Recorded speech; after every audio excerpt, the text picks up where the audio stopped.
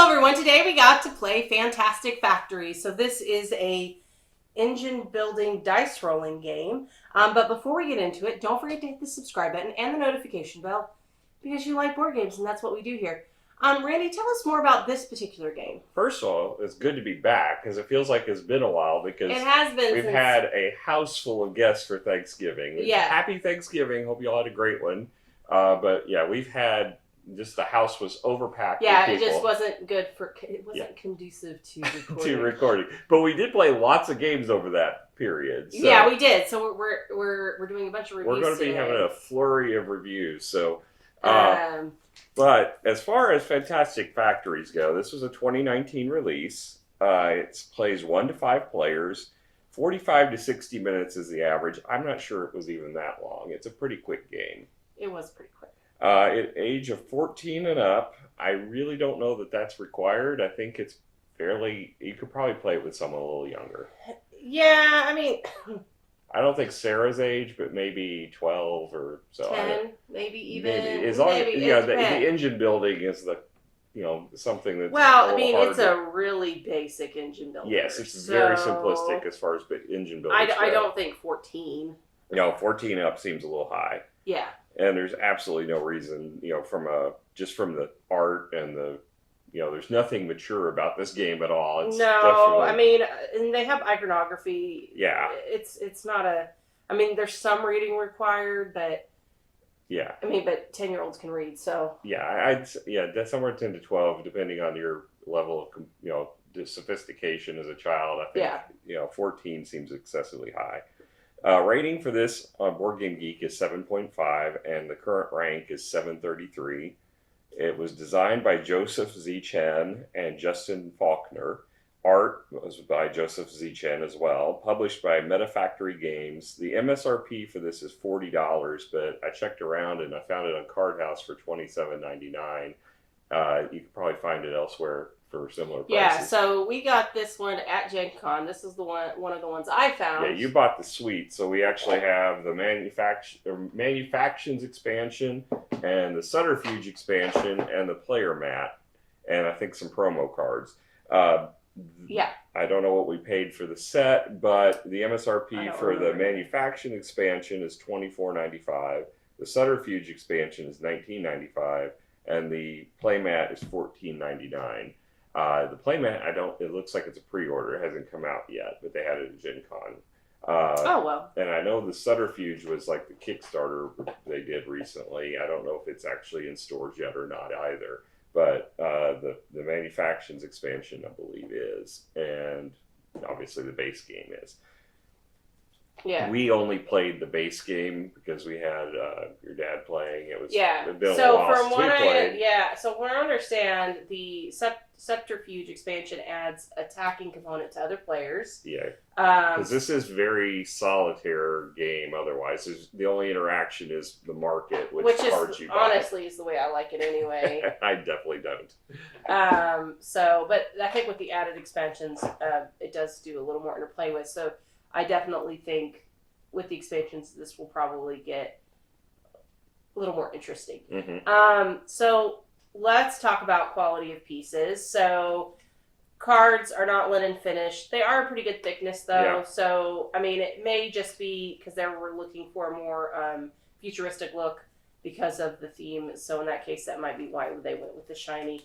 The player boards, these are inlaid, which... I mean, in and of itself is really nice. I lost a dice somewhere.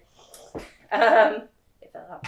And then the dice themselves, I do like the fact that they went with the see-through dice. I do. Well, yeah, I like the fact that the player ones are the standard see-through, and I like the fact that the shared ones, the common ones, are like almost they feel textured. Yeah. They're opaque, but they feel different texture than the other dice. And I like that. It's just a minor thing, but it's kind of cool. Yeah. Now, as far as components, they're just cardboard chits. They're things that you can...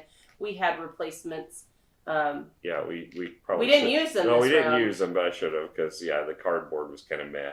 And then like I said, the player mat's new. Yeah, in the base game, if you don't have the player mat, they have cardboard circles that are just placed above the cards. That's really the only thing that this enhances. Other than that, you're just piling cards up. And it does give you the cheat sheet right on the play mat. So in that aspect, I didn't even realize there was a cheat sheet on the player mat. This game's pretty straightforward, so it's not... I think you've said every game we play is pretty straightforward. Nuh-uh. There are some that are pretty like rough. I can think of like Autobahn. That one was tricksy. Autobahn, you're talking about Kanban. Kanban. That Yes. one was pretty Well, tricksy. yeah, some of those high level. Gallerist was pretty tricksy. But usually when we're introducing games, you say the gameplay is pretty straightforward. That's one of your common things. I mean, here's my thing: is there are certain kinds of mechanics in games, and if you understand the mechanics of games, you pretty much know the gameplay. I don't know. This one definitely, I would agree, is pretty straightforward. It's a very simplistic engine builder. Brady's gonna be calling me out when it's true this game. Why not call it out when it's not true? I want to make you self-conscious every time you say it's straightforward. I mean, no, but so we're not talking about gameplay. We're talking about quality of pieces. Mm-hmm. Give it a score. Base game, I'll give it a 6 simply because of the dice. And I mean, the inlay boards are nice, but all they are is a dice holder. It's not like this is really something. If this game didn't have inlay boards, I probably wouldn't care. Yeah, I'm gonna give it a little bit more because the inlay boards in the night. I'm gonna give it a 6.5.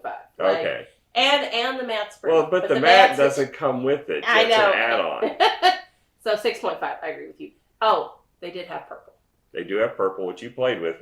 The seating arrangement was weird because normally I sit on this side, but with everybody shuffling around, I just took whatever seat I could grab. So I was in your seat, you were in my seat, and your dad was over there. So it was a weird day. It was a weird day. So actually, that was Caleb, wasn't it? Your dad was on the other side by the camera. Did Caleb play this? Yes, he was red. He was the one that ended the game. Right. Your dad was over where the camera is. Yep. All right, and so then let's now talk about themes. So it's factory building. You're building. Yeah, I mean it's basically that's all there is to it. You're building different types of mechanisms for your engine. Yeah. Some of which help produce widgets, the metal, and the energy you need to run your factories. Now, some of them give you victory points, which are crates. Yeah, well, we'll talk about it maybe later. But, I mean, so theme-wise, so I like engine builders. Mm-hmm. And when I saw this and I was talking to the guy at Gen Con, he was like, oh, yeah, straight-up engine builder. And I was like, oh, yay. It definitely is a straight-up engine builder. It's just a very light one. It is a very light one. And I was also okay with the theme because it's factory-based, and that's literally what I do for a living. So I was kind of excited. And then we played this, and it's a cutesy factory game. Yeah. Like, this is way more for your teenager. Like, well, I mean, and that's why I was doesn't confused, matter your age. It just isn't that. It's cutesy. It doesn't feel like you're that involved in a factory. It's just you're playing cards. They generate the widgets you need to produce the different things, and they generate victory points. I mean, that's it. Well, I mean, okay, so even looking at the cards, right? So you have the assembly line. Okay, that's fair enough. But like the robot, okay, maybe. But the mother load is a freaking spaceship. What does that have to do with anything? And then black market, okay. Beacon. What does a beacon have to do with factories? Like, I don't. I like the concrete plant. It has a giant blender on it, which doesn't make much sense. It's not a mixer, but it is. I mean, it is a mixer, I guess, but it's not the concrete mixer. This is what you would make eggs or milkshakes with. So, I mean, that's not what industrial grade mixers look like. No, but I mean, they're trying to go for a cartoonish. Right. So, I mean, just some of the cards didn't really fit the theme. Yeah. So, I think there's that component. But as far as cutesy factory theme, my thing is this is a lot more kid-friendly, and to have it 14 plus didn't make any sense to me. Yeah, oh no, yeah, I totally think the age is completely wrong for this. I mean, there's no reason you couldn't play younger. And I think the art is tailored for younger audience. Right, because like give Sarah a year or two, we'll be playing this with her. Yeah. So, all right, theme-wise, give it a score. Given the fact, I mean, it is an engine builder, the factory feel it does apply to an engine builder pretty well. That's really the only points I would give it, because otherwise it's just completely layered on. I'll give it a 6. I'll give it a 6 because it is cutesy art, and the theme is consistent throughout the thing. Like I said, some of the cards didn't match. Doesn't make sense for the theme, but I get what they were trying to do. And I don't like that the only. Why is the spaceship going down? I still haven't figured that one out yet. Oh, it's got a drill on it, maybe. But still, why would you have a space shuttle flying into the ground? Maybe that's the engine pad. Like, yeah. Exactly, you don't know. I'll definitely want to put that one up on the screen because, yeah, that is very disturbing. They're flying a space shuttle into the ground. Well, and then, like, the black market is just a warehouse. I don't understand some of this. All right, so now let's talk about rule books. The rule book is actually pretty good. It's got a cover, first of all. It's 16 pages long. It really doesn't need to be 16 pages. 16 pages to explain this game? It's got a lot in it. It's not just the rules. First, the rules are to page 7. So okay. After page 7, you've got a solo mode. You've got appendix, which goes through every card. You've got the contractors, again, going through every card. It's got a section for common mistakes. I don't know how you can make mistakes in this. It's pretty simple. And then obviously there's a common mistake section. there's 3 or 3. There's a tips and strategy section if you need it to get you started, but you really don't need it. The special thanks and credits page, and then a quick reference on the back.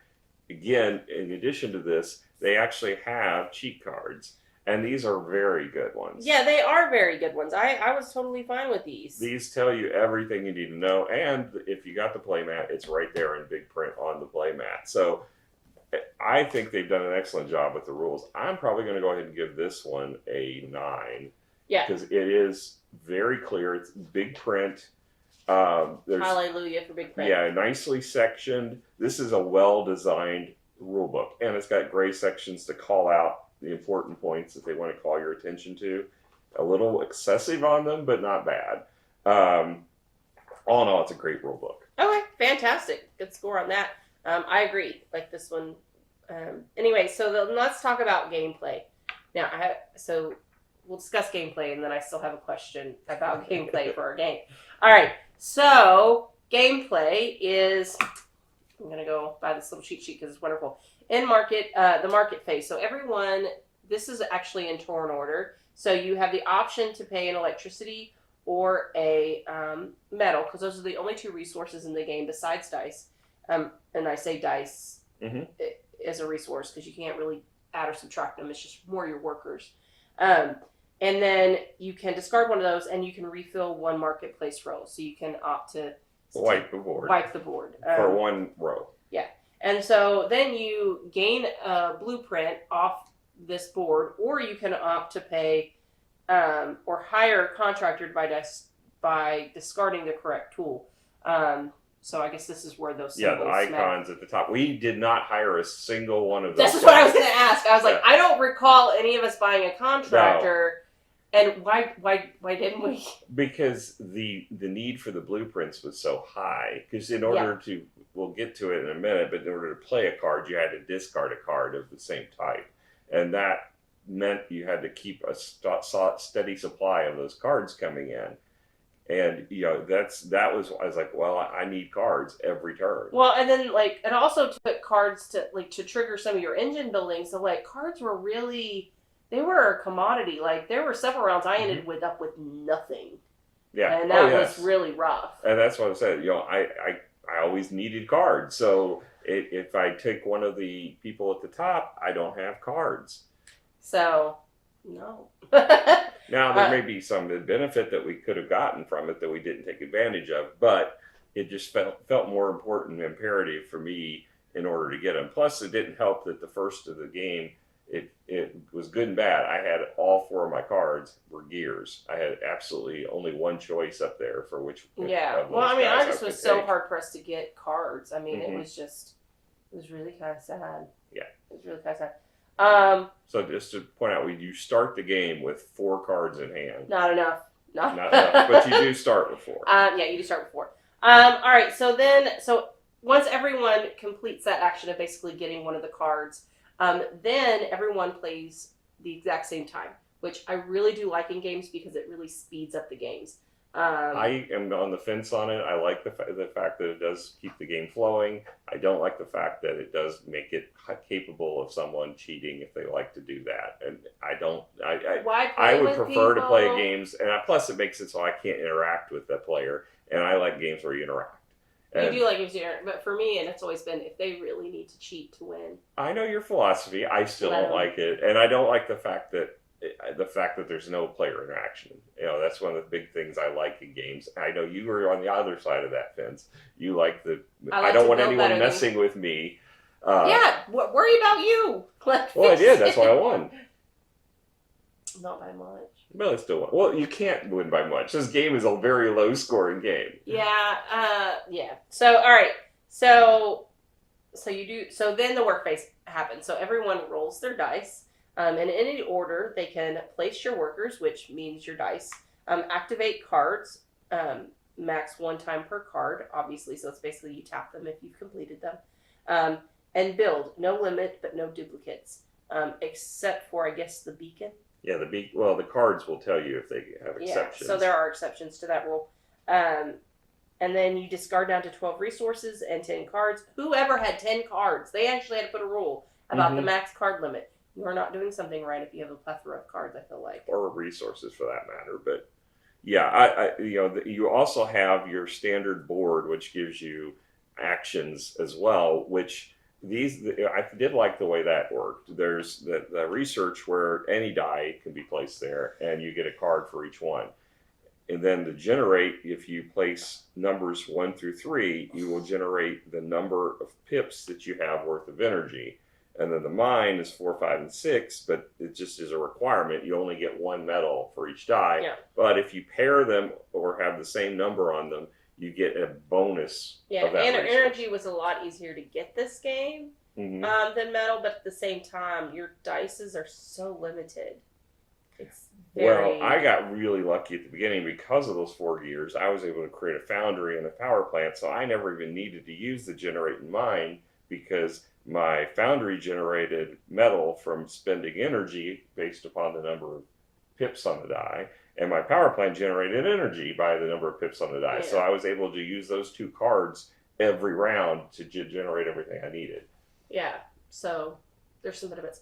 And then the game ends when there is either 12 total victory point Goods. tokens, which are goods, or 10 cards played, which Yes. is how Andrew triggered the game. Darn him. but he still lost. Yeah, well, you know.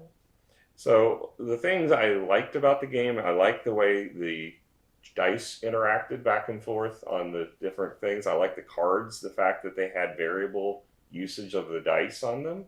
I thought that was cool. What I didn't like is it felt like the starting cards for me gave me a significant advantage. So depending on the shuffle of the deck, what those 4 starter cards you get could lead to what I had, which was a super engine for generating metal and energy, or you could get nothing.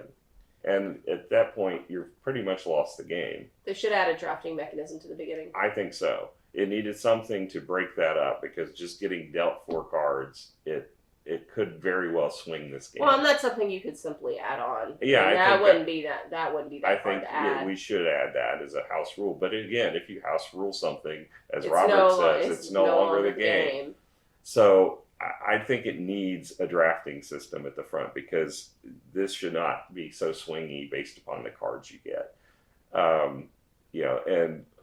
The fact that those beacons can really add up. I mean, if you got 3 of them, that would have been 9 points.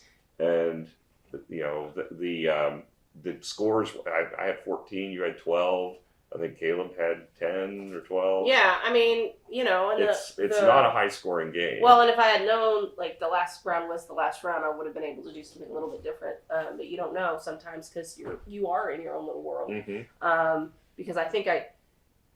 Because there was an option to get 2 more victory points for me, I chose not to do that and get resources so I could be better set next round. Like I wouldn't have had any cards if I had gotten it. But if it had been if I had known it had been the last round, and that you won by 2 points, right? So that would have tipped me over. We would have ended up tying, and that was a lucky die roll. So that's the other factor. There's a luck of the die roll. Because I got 4 1s on that last die roll, which was amazing for me because I had an engine that gave me victory points based upon paying metal equal to the number of pips on the dice, and they had to be equal dice. So I was able to play 2 1s, pay 1 metal, and get 2 victory points for it. So it was just the luck of that roll. Again, so that's another factor in this. If you don't like dice-based games that are luck of the roll, this also has that element in it. I actually like that in this game. It didn't bother me. It bothered me way more that the cards at the very beginning were so swingy. It was my benefit, but I didn't like that fact. Yeah, so going back real quick to build, because placing your workers is pretty straightforward. You've got dice, and that the different tells you what, each card tells you how to affect those dice. But let's talk about building for a second. So in this particular case, like this robot cost 1 metal, 1 energy, and it has this icon. So if you decide to build that, you first have to discard a card of that same icon and then pay the resources to play it down. So just FYI. I will like to say, though, that you can build a card and then trigger that card that round. So that's kind of nice. Yeah, because you trigger each die as you play it. So you can play 1 die, play a card, then trigger that card with the dice, which I thought that was a cool mechanism. I did too. I liked that piece of it too. So it was a little basic this go around. The fact that we didn't use the contractors at all, I hate in games where there's components you don't use because it's wasted. Now, I don't know if we just didn't understand them well enough, but the blueprint cards were so hard to come by, I just didn't see the value.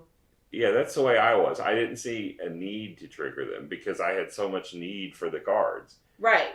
And I'm like, why am I going to give this up unless there was one that gave me cards? In that case, that would have been like, woohoo! Yeah. Sold! So, yeah, there's that piece of it, too. So I really don't like games that there's functionalities you don't even use. Now, there's been games I've played where I don't understand a component, so I don't use it. But that's not because it's not value added. I just didn't understand it, especially on initial playthroughs. When you're like, towards the end of the game, you're like, oh, that could have been useful if I had known what that meant. And in this game, I still didn't know what that meant.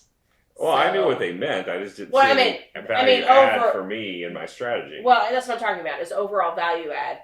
It wasn't worth it. Like, it wasn't that I didn't understand the full mechanics of it or didn't understand how it would help me. It's I didn't find it worth it, and I didn't see at any point it would be worth it. So I hate that wasted part of the game. And that always bugs me when I play games. Yeah.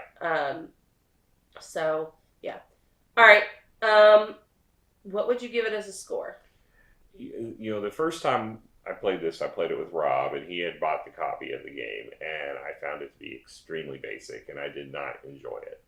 I liked it a little better this time. I think it's better with more players, because I think it was just Rob and I the first time we played. Yeah.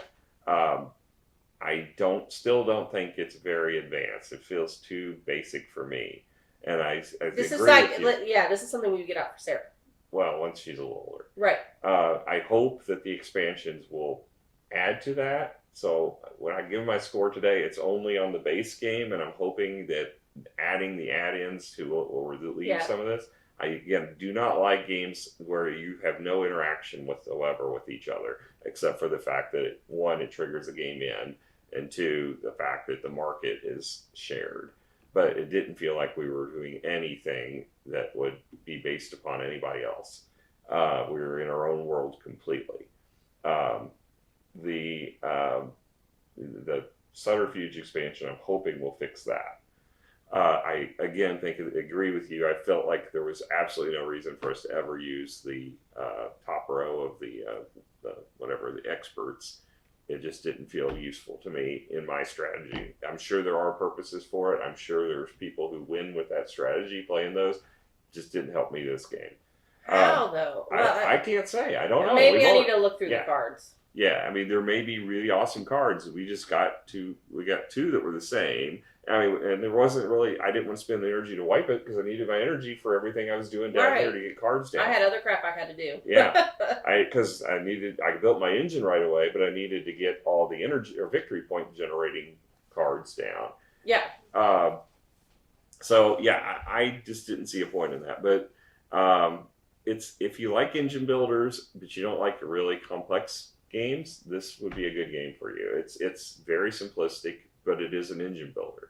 This might be a good entryway for people to understand that. Yeah, I think it is a good segue. I don't think it's an entry level game by any means. I'd call it light to medium. I wouldn't call it, light. Right, but if they've played a couple of games and they've played Yahtzee and they've played some other dice games. Yeah, going to this just because there's too much iconography for it to be a light game, I think. Yeah, I mean, I could see that.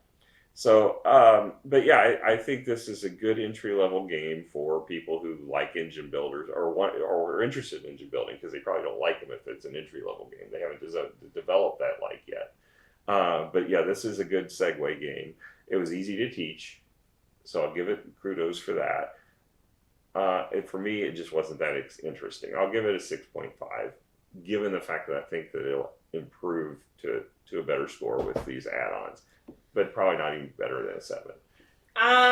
Well, hopefully better than a 7. But I agree with you. It's 6.5 right now. I mean, it's a light engine builder. Knowing that going in, and I didn't like the fact that the top row wasn't used at all by either of the 4 players. And see, I think that's the thing where it's kind of like, is there really any value add when 4 people don't take advantage of a particular part of the game? So I agree with you. 6.5 with hope, and that adding the expansions will significantly help. Mm-hmm. So and make it a little more interesting for those more advanced players. So, all right. Well, thank you guys so much for joining us. We had an absolute blast today, and hopefully you guys will come hang out with us again. We'll catch you guys later. Bye. Bye.